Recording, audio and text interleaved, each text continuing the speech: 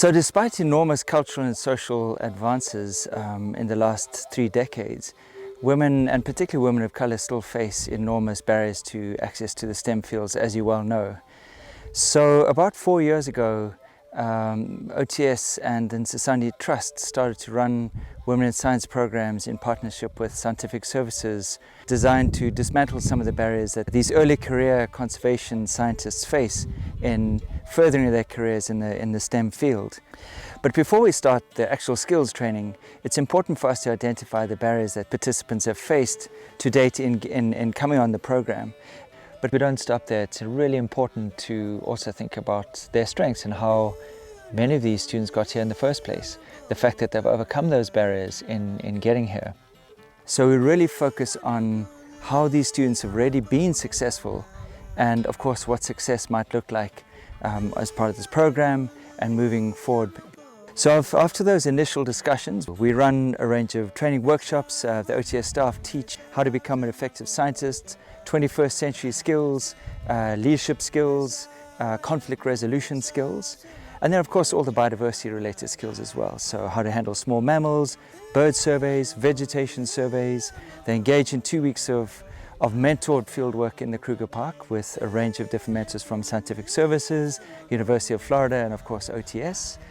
And following those very intense 14 days in the field where they up at dawn for the bird surveys, they're handling rodents, through to the vegetation surveys in the afternoons, they also have to collate all their data, identify an independent project that they wish to focus on, whatever catches their fancy. They come home, analyze all the data, prepare their scientific reports, and then they have to present their findings to the Kruger Park scientists. So the students gain valuable experience in conducting research that's allied to management in the park. It's not all work on the program, obviously. The students go on long game drives and they get to see these beautiful herds of elephants and buffaloes and leopards and lions that have made the Kruger Park so famous. They get to enjoy just being in the Kruger Park. These students arrive with such enormous skills and talent anyhow, but they really lack the confidence that comes from not really having had these opportunities before. So what we're really trying to do is build their confidence through gaining experience in field research, but also connecting them to mentors that they could potentially further their graduate studies with.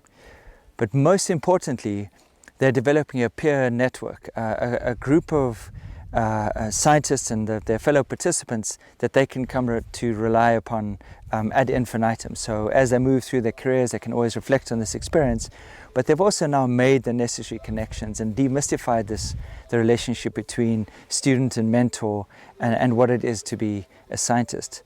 So all in all, this course is enormously successful. The students produced some really great work. They presented their data. They're of course all very nervous, but they did a fabulous job. And the idea now is that we continue engaging with well beyond the course, and they often call us up after these courses to seek career advice, to seek studying advice and so on. So, this is very much a program that we'd like to develop substantially in the next coming years.